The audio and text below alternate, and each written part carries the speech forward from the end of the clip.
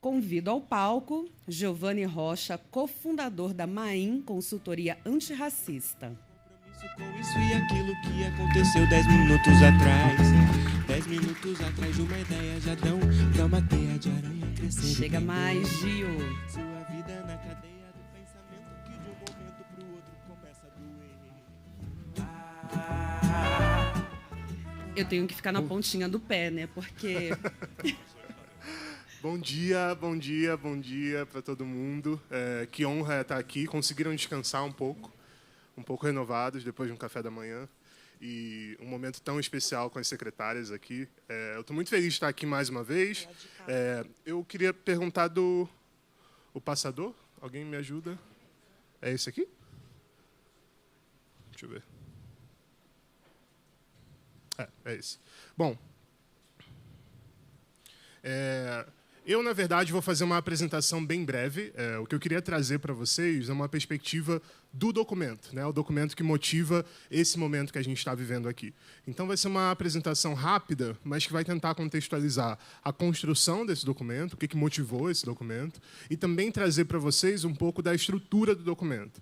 E aí, para isso, eu vou trazer um exemplo de algumas recomendações que estão dentro desse documento. Bom, eu acho que, para começar a falar, é importante dizer que a construção desse documento se deu quase que em duas etapas, duas fases diferentes. A gente teve uma primeira fase que foi realmente o surgimento da ideia, né, de construção desse documento, que, na verdade, passava por uma junção da Imaginable Futures, que é uma das organizações que está apoiando, inclusive, esse evento, junto com Todos pela Educação, que tinha o objetivo de inserção da temática étnico-racial no documento do Educação Já. Então, a Educação Já surgiu lá em 2018, se não estou enganado, e é esse documento que traz uma série de recomendações para as pessoas que estão se candidatando à presidência e aos governos. E, enfim, a primeira versão dele foi em 2018. Essa temática não estava presente com a mesma força que a gente vê hoje. Então, houve essa parceria entre a Imaginable e o Todos para a inserção dessa temática nessa segunda versão do documento que saiu ano passado.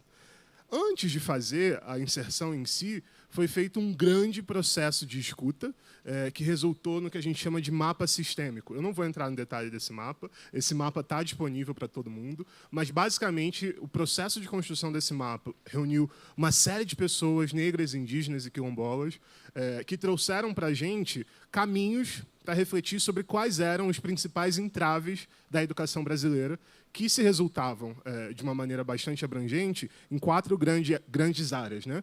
O desafio, óbvio, do mito da democracia racial, a questão do racismo estrutural, a violência e exclusão das pessoas negras, indígenas e quilombolas, e a própria educação como um motor dessas desigualdades. Então, mais uma vez, esse mapa está disponível publicamente, é muito rico, é um material muito interessante, e eu recomendo que todo mundo olhe com calma esse mapa. Bom, uma vez que esse mapa estava construído, a gente conseguiu, a partir dele, chegar em 3 alavancas. E essas alavancas são importantes. Elas são como se fossem pontos de acupuntura. Assim. A gente acredita no desenvolvimento desse projeto que, se a gente consegue fazer com que essas alavancas funcionem, a gente começa um processo de transformação da nossa realidade, sobretudo por meio da educação. Então, vou aqui falar quais são essas alavancas. A gente tem a primeira alavanca, que é acesso e representação de pessoas negras, indígenas e quilombolas com proporcionalidade, respeito e dignidade. Então, a gente está falando realmente das posições de liderança, serem posições representativas dessa sociedade. Pessoas indígenas, negras e quilombolas conscientes e pessoas brancas críticas. Então, esse é um processo super importante, e aqui eu adicionaria, né, pessoas brancas e amarelas também. Eu acho que esse processo é super importante, porque a construção dessa transformação ela não pode ficar limitada só nas pessoas negras, indígenas e quilombolas. As pessoas brancas precisam compreender qual é esse lugar que elas ocupam e, a partir desse lugar, também gerar a transformação nos espaços que elas estão inseridas. Então, esse fator das pessoas brancas críticas também é super importante, na verdade, é essencial para a transformação. E aí, uma última alavanca é a alavanca de políticas educacionais para a educação das relações étnico-raciais e também para o fortalecimento de identidade.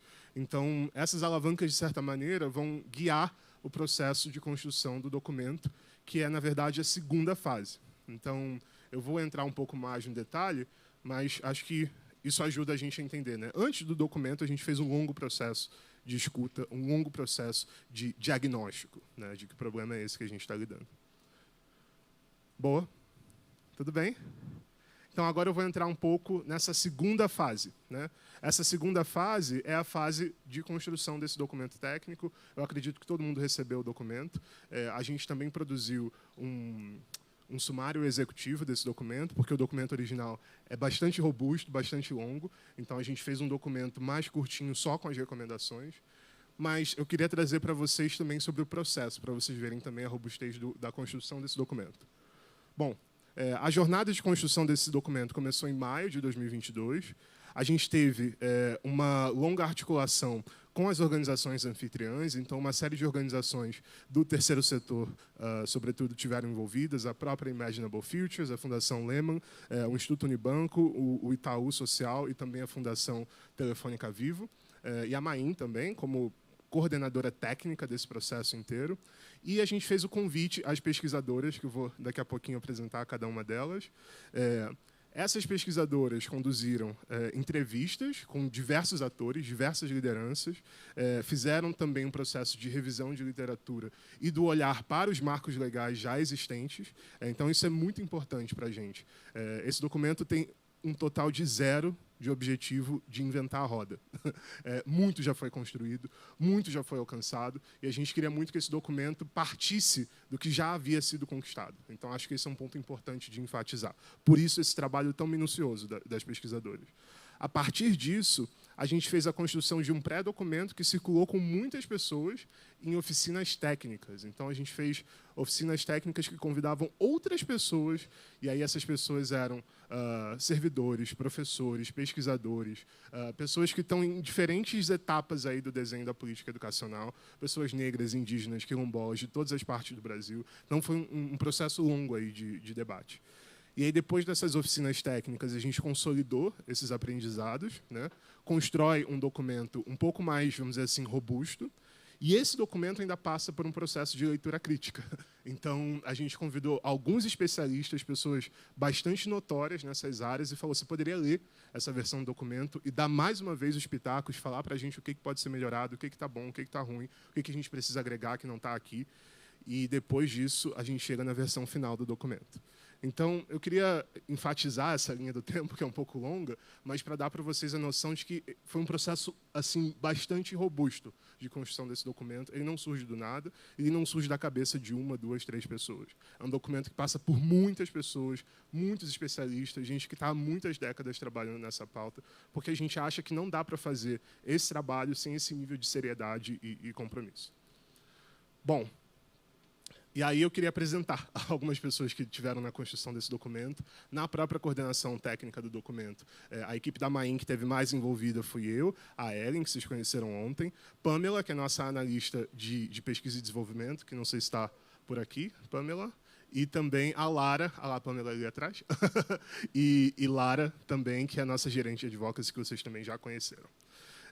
As pesquisadoras incríveis, a gente teve a honra de trabalhar com a Andréa Lisboa, que trabalhou mais especificamente no capítulo de políticas pedagógicas, professora Rosani Fernandes, no capítulo de educação escolar indígena, a professora Franciele Santos, no capítulo de professores, professora Yara Pires, no capítulo de gestão escolar, e a professora Edmara Gonçalves, no capítulo de educação escolar quilombola. A gente tem aqui a professora Edmara, a gente tem aqui também a professora Fran. Tem outra. Por favor, uma salva de palmas mais forte para essas pesquisadoras.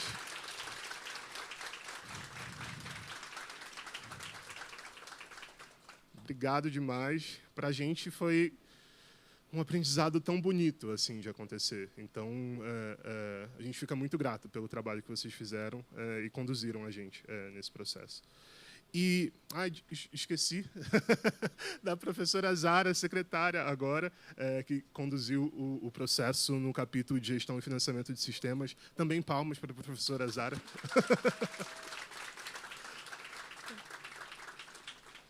Mas, enfim, um time muito forte de pesquisadoras no centro da construção desse documento.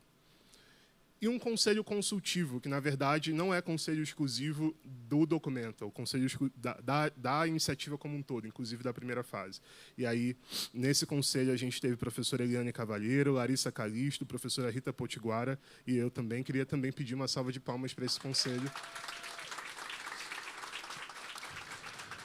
Que estão aqui, a Lara está ali, a Eli também está aqui em algum lugar, a professora Rita não pôde estar, mas muito obrigado, é uma honra também fazer parte desse conselho e viver essa experiência inteira com essas pessoas incríveis. Ufa! Além dessas pessoas incríveis, a gente também teve mais de 80 pessoas envolvidas ao longo da construção desse documento, participando de oficinas, dando pitaco, falando o que tinha que sair, o que não podia ficar, o que tinha que estar e não estava. E algumas dessas pessoas estão aqui. Então, também vou pedir uma salva de palmas para essas pessoas que participaram desse processo.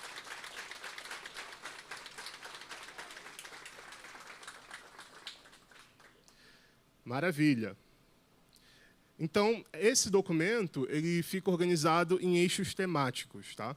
Então, esses eixos são gestão e financiamento de sistemas, opa, saiu ali ruimzinho a divisão, professores de gestão escolar, políticas pedagógicas, educação escolar indígena e educação escolar quilombola. Tá? Então, cada um desses é um capítulo inteiro do documento, quase que um documento dentro do documento, cada capítulo desse. Boa. Eu queria finalizar, eu achei importante, talvez, trazer, mesmo para a gente entender o nível técnico dessas recomendações, eu trouxe o exemplo de 3 recomendações, e eu queria pedir a licença de vocês para ler mesmo essas recomendações, para que vocês tenham uma noção do que está escrito, né? O que seria uma recomendação. Então, trouxe uma recomendação do capítulo de professores de gestão escolar. Essa recomendação é o seguinte: estruturar formações continuadas, baseadas em boas práticas e focadas em ERE. É um texto um pouco longo, mas eu acho que vale a pena a gente passar por ele. Recomenda-se estruturação de modo permanente com recursos técnicos e financeiros compatíveis, de programas de formação continuada para professores, gestores e outros profissionais da educação, visando o letramento racial, análise das relações sociais e raciais no Brasil e no território em que estão presentes, práticas pedagógicas e materiais didáticos adequados à promoção de ERE. A formação continuada deve atentar para preparar profissionais da educação para lidar também com as dimensões subjetivas do racismo. A gente falou bastante disso ontem. Considerando as emoções, a sensibilidade e a afetividade de jovens e crianças negras, indígenas e quilombolas como elementos da prática escolar. Dando especial atenção às crianças que têm seu processo de socialização e desempenho escolar dificultados pelo racismo. E aí a gente dá mais algumas sugestões, né, dessa formação continuada. Fornecer estratégias pedagógicas para que os docentes promovam a reeducação das relações étnico-raciais, garantindo também o desenvolvimento de uma consciência crítica dos jovens e crianças brancas sobre o seu papel na luta antirracista, o que é super importante, né? As nossas crianças brancas também precisam entender esse processo. Por fim, a formação continuada deverá fortalecer as competências pedagógicas, administrativas e relacionais dos gestores escolares para liderar a agenda antirracista em cada unidade escolar, focando também em compartilhar estratégias de engajamento com toda a comunidade e incluir, inclusive, os familiares. Eu acho super importante reforçar esse papel dos gestores escolares, né? A literatura mostra que, em geral, os gestores são um grande obstáculo para a implementação dessas políticas, muito em função do mito da democracia racial, a descrença na necessidade de trazer essa temática, enfim. Então, esse foi um ponto super importante. Eu queria ler as outras, mas eu vi que meu tempo está acabando aqui. Então, eu vou só passar o título da Políticas Pedagógicas, que foi criar esse Programa Nacional de Combate ao Racismo na Escola. E aqui a gente sugere transferência de recurso específica, a gente sugere um processo de metodologia, uma metodologia de autodiagnóstico das escolas, a criação de um prêmio de escola sem racismo, muito à luz do Prêmio Educar, que já existe. Enfim, a gente realmente bebeu no que já existia para trazer essa sugestão. Vou usar o tempo que eu tenho para ler, na verdade, a de educação escolar indígena, que eu acho que traz uma perspectiva super importante para a gente desse processo. Ela é o seguinte: garantir a oferta de todos os níveis de ensino na modalidade de educação escolar indígena adequada ao contexto local. Recomenda-se a garantia da oferta de todos os níveis de ensino em modalidade da educação básica escolar indígena, realizando as adequações necessárias que atendam às reivindicações nos diferentes contextos de vivência e luta indígena: aldeias, áreas de retomada, terras em processo de demarcação, acampamentos, contextos urbanos, entre outros. Essa recomendação busca sublinhar a necessidade não só de que haja a oferta da modalidade nos diferentes níveis de ensino, mas também um processo de implementação que considere o quanto as dinâmicas culturais, as identidades e as lutas pela retomada dos territórios tradicionais são necessariamente diversas. Tal respeito ao contexto local deve estar refletido na infraestrutura física e material, didático-pedagógica, tecnológica, alimentar e de transporte escolar às escolas indígenas, a fim de permitir se adequar às tradições arquitetônicas, alimentares, culturais e linguísticas específicas de cada povo indígena, de acordo com as particularidades político-territoriais e organizacionais dessas comunidades. Ufa! Mas percebem o quão importante é que a gente consiga trazer esse nível de detalhamento para que esses debates que vão acontecer a partir do documento saiam de um lugar bastante robusto. Eu acho que essa é a mensagem final que eu queria deixar. O documento ele não impõe nada, a gente não tem nem força para fazer isso, não é esse o objetivo. O objetivo é que o documento gere boas conversas. E essas conversas possam gerar boas transformações de política pública nos entes federados. Então, a gente espera muito que esses documentos não sejam aquele documento de braço, assim, que a gente coloca embaixo do braço, leva para casa, depois põe na gaveta e nunca mais vê. A gente espera que vocês mexam nesse documento, rabisquem, cortem, façam realmente um uso desse documento para que essa transformação efetivamente aconteça. É isso. Obrigado, gente.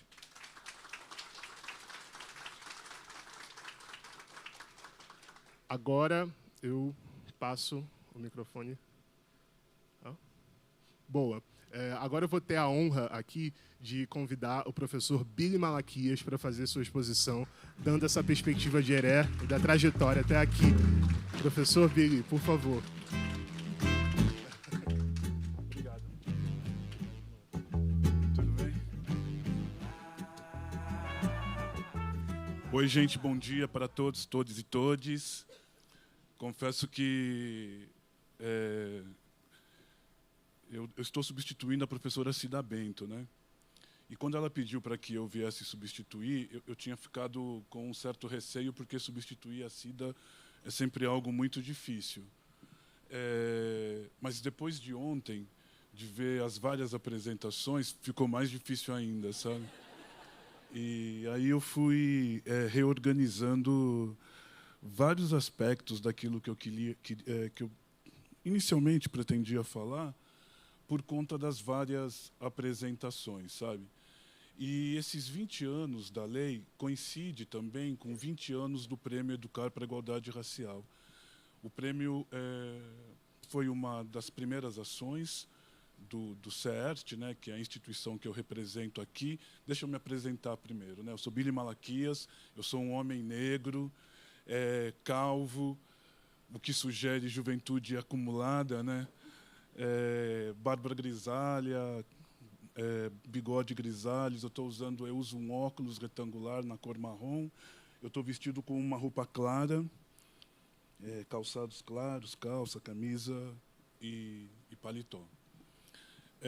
Então, eu fiquei assim, bastante impactado com as apresentações, também com a apresentação musical, né?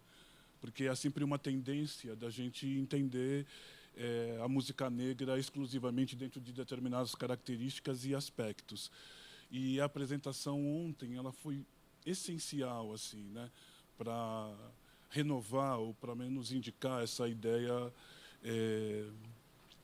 importante, que eu acho que é uma ideia de reconstrução. Então, todas essas coisas me deixaram um pouco preocupados, não preocupados, mas pensando, poxa, esse desafio é bem maior do que o que eu imaginava no início, e eu vou tentar dar conta dele. Não sei se vou conseguir, mas eu vou tentar. Mas, para isso também, é importante dizer aqui, eu sou geógrafo de formação, sou um educador há muito tempo, há muitos anos, trabalho com educação, mas eu me vejo como um intelectual orgânico, sabe? Aqueles que são construídos no âmbito do ativismo negro. As minhas, muito antes da academia, o ativismo me aproximou de uma série de leituras que problematizavam o Brasil. E a gente sempre precisava estudar, né? As pessoas que militam sabem disso. A gente sempre precisa estudar muito, para poder encontrar respostas para qualquer tipo de ativismo. E esse, em particular, mais ainda. Né?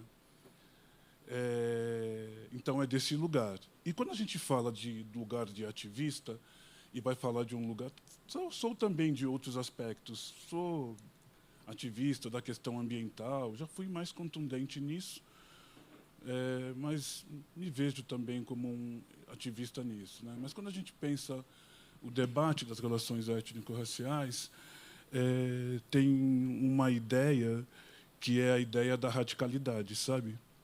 Ontem, a Priscila falou da intencionalidade, e eu acho que a gente tem que ter intencionalidade. Sem ela, a gente não tem a menor possibilidade de mudança. A outra coisa é a ideia da radicalidade, né? Nós estamos falando de racismo. E sem radicalidade, isso não vai mudar. É importante a gente não perder de vista que a denúncia do racismo, se a gente pensar ela do ponto de vista contemporâneo, portanto, a partir dos anos 70, a partir da emergência do MNU, só foi incorporada como um discurso do Estado em 1996. 20 anos depois. E se a gente for pensar, os primeiros discursos do Abdias do Nascimento, nós estamos falando dos anos 50. E a sociedade brasileira ainda não está convencida de que a sociedade é racista. Ontem, várias vezes, a gente discutiu os aspectos da desigualdade no Brasil, como o Brasil é um país desigual, igualmente racista. Sem esse entendimento, nada será superado. Nada. Pensando o racismo. É essa radicalidade que eu acho que a gente tem que ter, todos nós. Todos nós precisamos compartilhar desta radicalidade e desse entendimento do Brasil. Eu acho que o dado novo é que existe boa vontade, tanto que nós estamos diante de sujeitos novos nessa cena de debate. E eu posso dizer isso com muita tranquilidade, porque, pelo menos desde os anos 80, a gente vem discutindo isso. E a gente vê agora um conjunto de setores que participam desse debate. Então, isso é animador.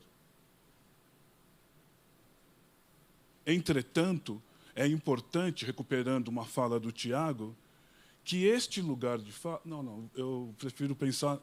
Essa fronteira de fala... Eu gosto um pouco mais dessa ideia de fronteira, porque eu acho que a ideia de fronteira... Sou geógrafo, né, como eu disse, de formação.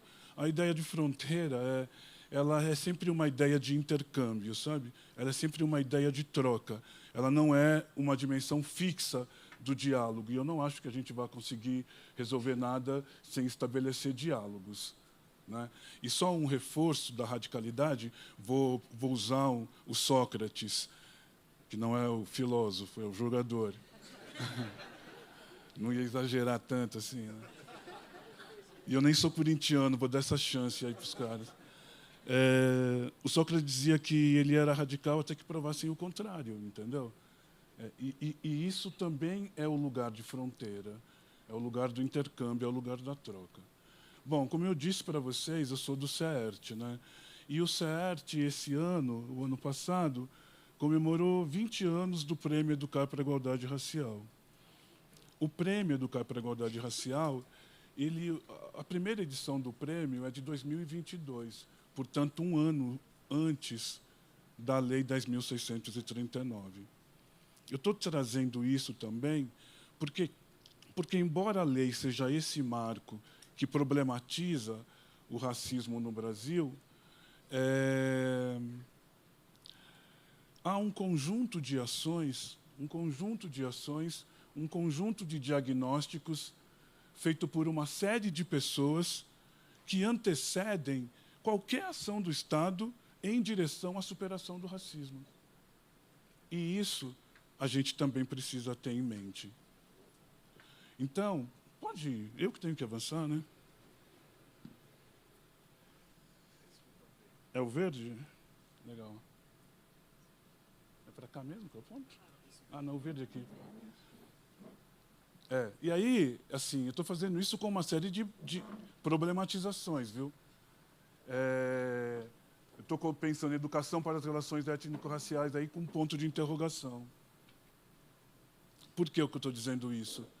Porque as diretrizes curriculares, isso talvez apareça na apresentação, mas só para não perder a ideia, as diretrizes curriculares, o verbo que eu mais gosto das diretrizes curriculares é o verbo que fala de uma reeducação. Entendeu?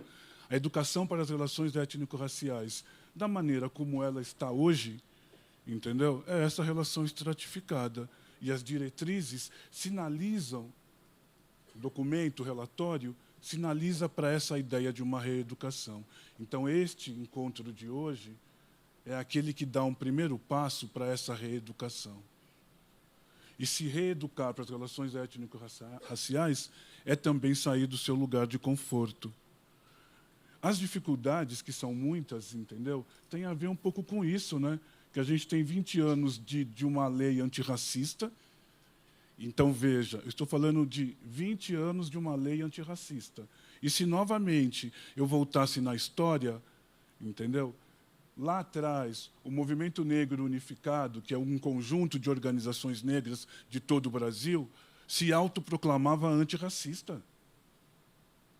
E veja o quanto a sociedade brasileira demora para incorporar isso. E o antirracismo, qualquer ação antirracista, é prática. Não existe antirracismo do ponto de vista discursivo. Ele é uma ação prática. No caso do ativismo negro, foi a construção de um antirracismo diferencialista. É a afirmação de uma identidade negra para construir este sujeito que não é essencializado, é um sujeito histórico e político. E é disso que nós estamos falando. Nós estamos falando de uma continuidade histórica que se manifesta da maneira mais diversa em todo o território brasileiro. Em todo o território brasileiro. Então, este caráter diferencialista, que a gente trata como diversidade, tem que ser entendido também na sua dimensão diferencialista, porque ela é valorativa do pertencimento. E foi isso que o Tiago disse ontem, foi isso que a professora Ana disse ontem, quando pensa as comunidades quilombolas, é o direito à diferença. Num sistema que se pretende universal. Mas uma universalidade, entendeu? Que não é conquistada, porque universal somos todos nós, a partir dessa sua fronteira de fala. E essas coisas que estão sendo ditas aqui fundamentam isso que a gente está trazendo aqui. Porque nós temos 20 anos de um antirracismo normativo, entendeu? Se contrapondo a 523 anos de um comportamento estruturalmente racista e excludente, e promotor de desigualdade. E aí, né, eu tenho uma dimensão aqui prática também disso, mas eu acho importante a gente pensar também as coisas de uma forma filosófica, a partir de cosmologia. Entendeu? E por que isso é importante, pensando Sankofa e pensando isso aqui, ó, que nós estamos aqui, esse momento que nós estamos vivendo? A ideia, de uma forma bem simples, a ideia de Sankofa é aquela que pressupõe, né, você olhar para o passado a partir do presente para construir o futuro. E eu resolvi incluir isso aqui hoje, que não estava na minha apresentação inicial, porque ontem, quando eu cheguei, logo que eu cheguei, eu entrei no elevador e eu encontrei a professora Petronilha, sabe? E sempre quando eu encontro a professora Petronilha, assim, eu tenho vontade de pedir autógrafo, tenho vontade de beijar ela, de apertar bastante. Sabe quando você quer ficar apertando a bochecha, ficar beijando? Mas eu ainda não consegui fazer isso. Eu espero que até amanhã eu consiga, sei lá. E eu também encontrei a Lili Cavalieri aqui, entendeu? E encontrei também uma gestora de São Paulo, que é a Adriana Santos. Então, assim, eu estou falando de pessoas que são pessoas tão diferentes, mas tão presentes nessa luta, entendeu? Antirracista, que é feito em diferentes momentos por diversas pessoas que têm como propósito aquilo que desde ontem aparece e que para nós negros, entendeu? É sempre pressuposto, a ideia de nação. É incrível como a população negra é rejeitada do ponto de vista da sua participação na nação e o quanto a população negra acredita em nação. Toda vez que você vai num encontro assim, há esse discurso, há essa vontade de participação da nação, entendendo a nação como essa tradição, entendendo a nação como este lugar da dignidade. Quando você lê, quando nós lemos o relatório, a ideia de nação é recorrente. Isso é comum na reivindicação. É incrível, porque os negros no Brasil querem afirmar uma identidade negra, mas querem pertencer àquilo que está no discurso do Brasil, que é a ideia do ser brasileiro, que é essa construção aí, produto desta democracia racial falaciosa, que ontem o Giovanni reafirmou os aspectos falaciosos da democracia racial. É incrível pensar isso, né? Então, essas pessoas me fizeram a imaginar o quanto que dessa lei existe antes da lei. E essa percepção que a sociedade brasileira tem, a população negra tem, sobre o que fazer para combater o racismo aqui. Um exemplo disso é a Mãe Hilda. A Mãe Hilda está aqui porque ela criou uma escola lá nos anos 80, entendeu? Olhando para o bairro da Liberdade, vendo a quantidade de crianças negras que não permaneciam na escola, por fatores que já foram discutidos aqui. A escola é opressora. A escola cria expectativas, aspirações que são reguladas quando ensina os sujeitos já com uma expectativa pré-estabelecida, e ela achava que poderia contrariar isso. Criou lá os cursinhos, pegou os seus filhos de santo, pegaram as pessoas que estavam vinculadas à universidade e foi dar curso para que naquele momento as pessoas pudessem passar nos exames de... Como chamava aquilo na época? De admissão, muito obrigado, nos exames de admissão. E, a partir da iniciativa da Mãe Hilda, o ILEAE vai criar os cadernos do ILEAE, que construirão representações positivas da população negra. E diga-se de passagem que o ILEAE elevou a autoestima da maior parte dos negros do Brasil. A semana passada, semana retrasada, eu encontrei, no lançamento do livro do professor Dagoberto Fonseca, tive a felicidade de encontrar o vovô do ILEAE. E falei isso para ele, o ILEAE vai fazer 50 anos. São 50 anos de uma história de resistência. São 50 anos de uma história de afirmação, de uma identidade positiva, daquilo que trouxe dignidade. A Mãe Hilda foi responsável pelos estudos produzidos por um conjunto de intelectuais negros, como o Jonathan Silva e a Ana Célia Silva. A professora Ana Célia escreveu, pioneiramente, um dos livros mais importantes para denunciar o racismo no material didático, que depois vira tema estudado por várias pessoas. E por isso eu falei da Lili. Porque a Lili tem um livro de igual importância quando ela escreve Rompendo o Silêncio Escolar. Quando ela, Andréa Lisboa, pessoas negras chegam na CECADI e passam a publicar, entendeu? Livros, artigos de pessoas negras que, ao longo de todo esse período que eu estou dizendo, problematizavam o racismo e não tinham seus trabalhos publicados. Isso vai criando uma certa densidade. Isso vai fortalecendo aqueles professores que estavam na sala de aula.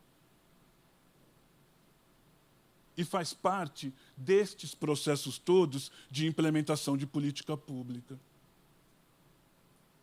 A professora Ana Célia, motivada, estimulada pela mãe Hilda, produz um material que é de referência para a educação brasileira e para esses estudos. A professora Cida Bento. E aqui eu vou fazer um recorte, porque é a possibilidade que eu tenho para falar do CERT. A professora Cida Bento, ela vai lá nos anos 2000, entre final de 99 e 2000, ela tem a ideia de, que nem é uma ideia original, mas ela conseguiu colocar em prática, uma ideia de tentar identificar, tentar mapear experiências realizadas por educadoras e educadores com a temática das relações étnico-raciais. Talvez ela não pudesse dimensionar o impacto que isso teria junto à comunidade escolar naquele momento. E ela fez as mesmas coisas, adotou o mesmo procedimento que a professora Petronilha e os intelectuais que estavam por detrás da redação das diretrizes curriculares adotaram, que é fazer uma ampla consulta para saber o que deveria ter naquele texto. Porque aquela ideia de que não caminhamos sozinhos, para os negros é cara. Talvez ingenuamente cara, porque o discurso liberal é do individualismo. A gente aspira a determinados aspectos, mas a sociedade nos cobra outro. A meritocracia nunca é uma aposta. A gente não aposta que o mérito possa vir depois. A gente quer o mérito antes das oportunidades oferecidas. Ou a gente tem que submeter as boas ideias, entendeu, a essa noção de mérito.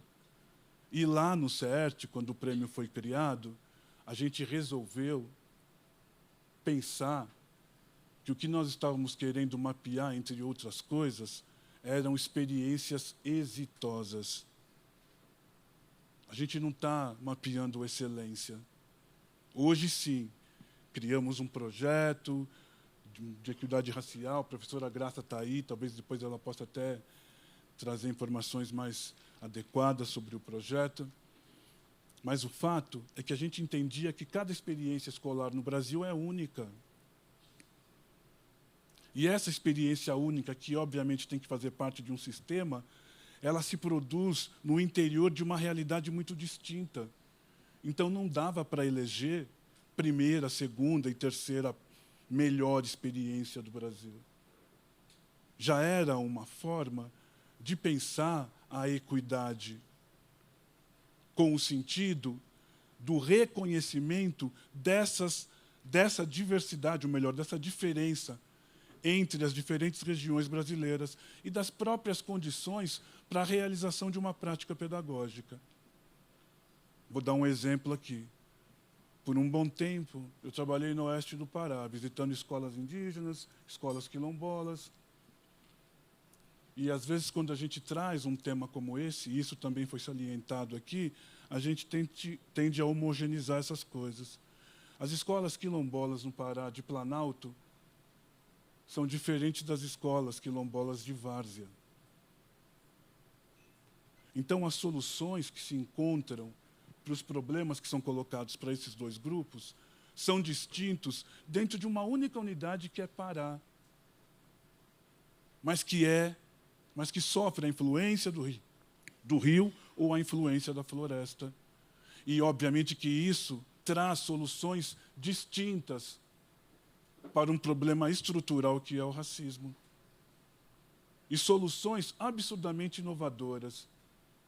E, se me permitir contar uma experiência, chegando pela primeira vez para visitar uma escola quilombola de Várzea, atravessando um barco que leva quase 40 minutos de uma margem à outra, se não mais, dependendo da época do ano mais, à medida em que eu fui chegando, a minha ignorância me fez assim ficar contente, porque eu olhei assim, vi uma escola com uma arquitetura semelhante à arquitetura do Sudeste, uma escola triangular, de alvenaria, e um monte de gente na porta da escola, sabe?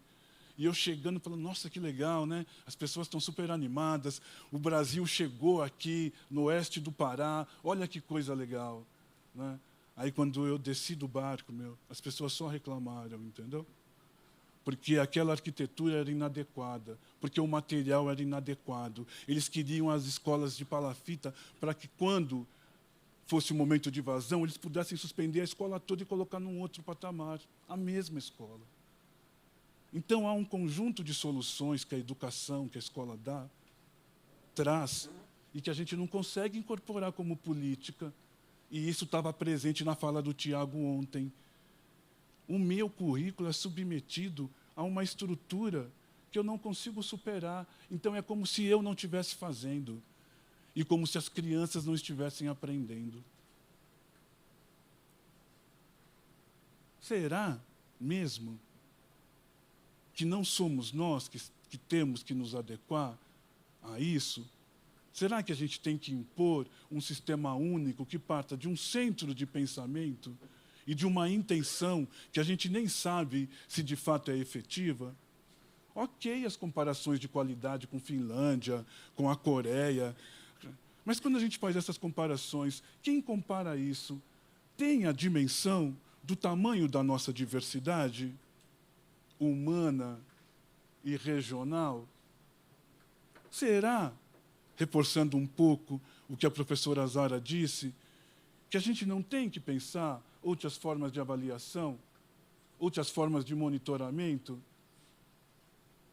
Será que não é esse o nosso desafio para conseguir superar o racismo? Porque, caso contrário, não rola. Não. E aí, para fechar esse ciclo Sankofa, a Bárbara Carini, que também foi mencionada, se eu não me engano, pela Lara, que está nesse ciclo aí com menos de 40 anos, criando uma escola, propondo currículo, propondo formas de gestão, dialogando com uma série de sujeitos educacionais para fazer com que uma ideia de escola vingue, uma ideia de país vingue, fim, né? Eu já vou terminar. Pode... eu vou ser insurgente um pouco aqui, tá legal? Só 3 minutinhos. É porque tem uma coisa aqui que eu preciso falar. Mas eu não podia deixar de falar isso aqui para vocês. Que é o seguinte, olha, tem alguns pressupostos que são pressupostos nossos, ativistas. O Brasil é um país desigual e racista.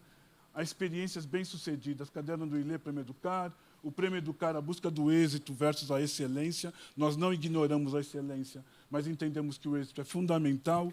A ideia de uma reeducação para as relações étnico-raciais. Nós pensamos a educação para as relações étnico-raciais numa perspectiva de reeducar. Porque educação para as relações étnico-raciais é, na leitura que a nossa instituição faz desta dimensão, uma educação para a convivência. É uma educação para a convivência. Ou as diretrizes são construídas na égide dos pilares da educação. Portanto, elas pensam as relações étnicas como convivência e o ensino como aprender, acreditando que o aprender sobre e aprendendo a conviver, a gente muda o comportamento racista que está presente na sociedade brasileira. Depois tem isso aqui que eu não sabia, que foi agora dito pela Lucimar, mas até então eu não sabia, que para nós é muito caro. Tá legal? Que é um debate sobre o Plano Nacional de Implementação das Diretrizes Curriculares. E este Plano Nacional ele foi impulsionado também por uma ação do CERT, que é uma das primeiras organizações a acionar o Ministério Público para perguntar o que os municípios estavam fazendo para implementar a lei. Os municípios demandam isso para o MEC. E o MEC, entendeu, não sabe bem o que fazer. E o próprio Ministério Público recebe o material dos municípios e faz, bom, o que a gente faz com isso? Então, eles devolveram isso para o CERT. O MEC, naquele momento, naquela circunstância, nos convidou e nós sentamos lá e falamos, olha, a gente precisa entender o que é o Brasil a partir dessa diversidade regional. E a CECADI, entendeu, inovadora, pioneira, nesse sentido, uma política afirmativa, criou algo que ficou conhecido como os diálogos regionais. Então, fizemos 6 encontros por quase um ano, nos reunimos com diferentes lugares, professores, estudantes, pais, pesquisadores, enfim, a sociedade de uma forma geral. E produzimos esse documento, que é muito pouco lido, e está marcado aqui em vermelho o documento, porque essa discussão se deu no mesmo momento em que se discutiu o Plano Nacional de Educação. E olha que coisa chata, os nossos parceiros, sabe? Aquelas organizações, aqueles sujeitos que são parceiros, não incorporaram, como havia prometido, aspectos do prêmio, do plano, no Plano Nacional de Educação. Então, isso aqui virou um documento normativo. Ele não é um documento legal. Ele é um documento pedagógico, ele é um documento de consulta. E se as diretrizes, as pessoas mal leem, imagine um documento como esse, que não tem poder legal. Só que aqui, boa parte do que está sendo discutido aqui, que foi apresentado pelo Giovanni, está contido nesses 6 eixos de implementação. Eu não vou discutir todos, mas o material está aí, depois vocês podem pensar nisso. Tem a ideia aí da intencionalidade, só vou passar por eles. Fortalecimento do marco legal e as razões do porquê isso é importante, políticas de formação de gestores e profissionais da educação e material didático, isso para nós também é muito caro. Depois, são os 6 eixos, né? Política de formação de gestores e profissionais da educação. Não, ainda é o mesmo, porque eu quis dar ênfase aqui, ó, que a política é necessária para a implementação das DCNs, né? Das DCNs ERE. A 4ª, que é gestão democrática e mecanismos de participação social, outra dimensão importante, né? Acho que a ideia de avaliação e de monitoramento precisa ser mais diversa do que essa que se encontra institucionalizada, e essa ideia de avaliação, de monitoramento, precisa incorporar os aspectos locais, né? E, por fim, essas 2 aqui, ó, que eu acho que tem tudo a ver com algo que a Zara trouxe, que a professora Zara trouxe, e que está aí no horizonte daquilo que o Giovanni também trouxe. O plano, naquele momento, identificava um eixo 5, que é de avaliação e monitoramento, e um eixo de condições institucionais. É impossível, entendeu? Acabar com o racismo se a gente não diminuir a defasagem escolar, a desigualdade entre negros e brancos. O maior problema da educação brasileira é superar isso. Por que as crianças negras aprendem menos? E por que, como a professora Zara trouxe, isso não nos incomoda tanto? Por que a gente desloca o problema para outros aspectos? E por isso nós do CEERT apoiamos o VAAR. Vou repetir. O CEERT apoia o VAAR. Nós entendemos que a 3ª condicionalidade é essencial para combater o racismo. Não há equidade sem ação prática. Nós precisamos, sim, aprimorar os instrumentos, como foi trazido pela professora Zara, precisamos olhar para o IDEB, para o SAEB, sim, precisamos. Mas a radicalidade tem que ser essa. É impossível combater o racismo sem ações práticas de equidade. E o VAAR tem o papel de indução de política pública nos municípios. Ontem, o professor Luiz Miguel disse que um DIME apoia, entendeu? E nós precisamos cobrar a Undime e o Concede para, de fato, apoiar. Isso tem que ser mais do que discursivo. Muito obrigado. Desculpe eu ter extrapolado o tempo e ter fugido um pouco do que foi solicitado. Legal? Um abraço.